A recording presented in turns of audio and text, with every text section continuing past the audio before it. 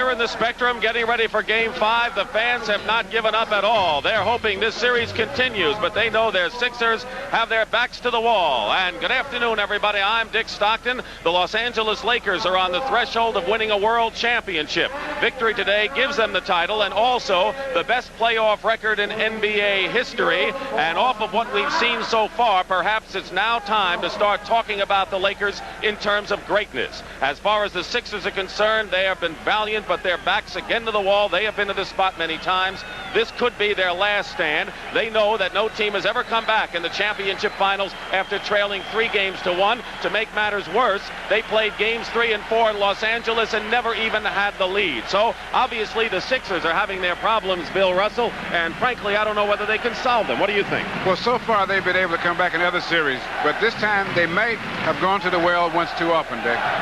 All right, the question, if you're a Sixer player and coach and you've been on both sides of a 3-1 lead and deficit most of the time you've been ahead, what goes through your mind in a tough spot like this? Well, I think the players want to win this game for two reasons. One, you don't want to get just run over, get steamrolled. And two, if you win the game today, it's a new series. All right, as far as the Lakers are concerned, their things. Well, the Lakers can win the game today. This would legitimize their claim to being one of the greatest teams, if not the greatest playoff team in history. You know, earlier in the year you said the Boston Celtics were a great regular season ball club. They'd have to prove themselves in the playoffs. The Lakers may be proving themselves the way you were talking.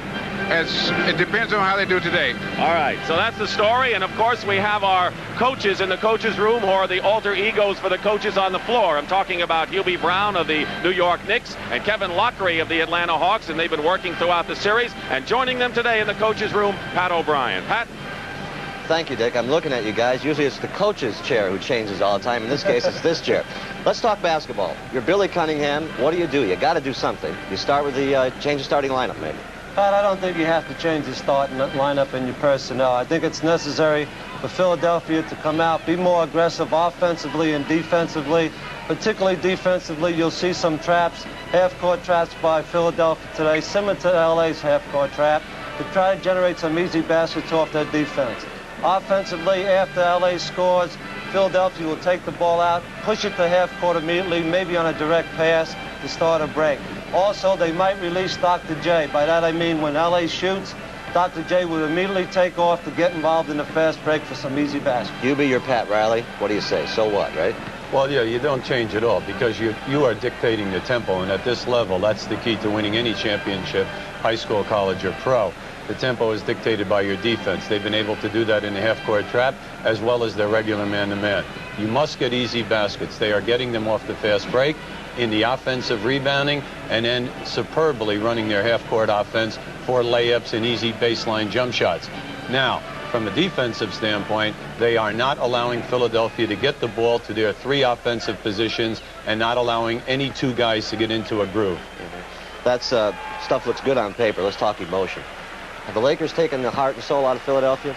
That many people feel they have, but you have to look at the positive, and you got to say you're crazy. There's no positive for Philadelphia. But people forget the first 2 games here in the Spectrum. Philadelphia totally outplayed the Lakers. Even the Laker personnel said they were lucky to win the first game. So I think there's still a chance. They only have to win 1 game in L.A. You might see a championship game here Thursday night. We were talking earlier. It looks like the Lakers are possessed almost. Well, you have to be greatly impressed with their intensity. I think we'll see them go to Kareem like they have in every first and third quarter. 6-7 out of the first 9 times down the floor. They'll stay with the half-court trap. Philly's only scoring at 31%. Dr. J told me yesterday it's not over till it's over. They're about ready to get to the starting lineups. Let's go down to Dick Stockton. All right. The Lakers have won 18 of their last 20 going back to the regular season. If they win this game and the title, they will wind up with a 12-1 record in the playoffs, and that would be the best. But this is what the 76ers have to face, the 3-1 deficit in which no club has rallied from. As you look at a confident Los Angeles bench, and Bill, they don't want to go back to L.A. to play a game. They want to go back as champs. Well, that's a good way to look at it. But, you know, the Sixers are thinking that if we can get this game, it's a new series altogether. The Sixers have lost 5 of their last 7 playoff games and have shot only 45%. A key reason why the Lakers have been dominant, Kareem Abdul-Jabbar. He'll jump center against Caldwell Jones. And in the 4 games, they have divided the 4 opening taps, 2 and 2. Controlled by Philadelphia. Bobby Jones to cheek. Well, you can't expect the Sixers to get off to any faster start than that. Opening second. Zeke's harassing Norm Nixon. High post is Kareem. Bobby Jones is guarding Rambus, but sloughing off him. 10 seconds on the shot clock. Alley-oop knocked away by Toney. Saved by Caldwell Jones. Julius Erving. Erving in a crowd. And Julius loses it out of bounds. And the crowd is churned up here. Philadelphia has their first lead since the second game. The only game they won in this series. Norm Nixon. Been a fine playmaker. Shooting has been up and down. Jamal Wilkes really hasn't gotten going in the shooting department, and a foul against Caldwell Jones, and this is a big thing Philadelphia has to watch. That's the one thing that the Lakers were able to do, the two games in Los Angeles, to get Caldwell Jones out of the game relatively quick, or make him have to change his game so that he's not as effective, and that's a key element in the Lakers taking over dominance of the game. That was an offensive foul against Kareem.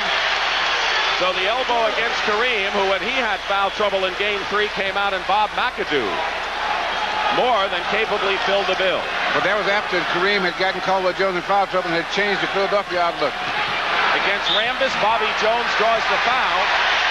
The officials in this afternoon are Jake O'Donnell and Ed Rush, with Earl Strom, the alternate. And we don't know how it'll go from here because we only have completed just about 2 minutes of play, but the Sixers do look like a far more aggressive team off the top. Well, I expect them to come out and take it to the Lakers. The question is, will they spend too much emotion in the first half? See, Billy has told us that we like to come out, but we don't want to lose the emotion. So you don't want to come out too strong and then fall off. Because it's so hard to get it back once you've lost it. You know, you start out real tough, and then when the game settles down, it's hard to get a rhythm. Rambus committed the foul. Bobby Jones with the free throws. Jamal Wilkes into Magic Johnson and Kurt Rambus. Rambus again on the offensive boards. L.A. pounding the offensive glass. A block shot by Caldwell Jones, and finally traveling call. L.A. pounded the offensive glass, but they came up with nothing. Kurt Rambus, the free agent who's had his best games in the opening moments. First half player primarily.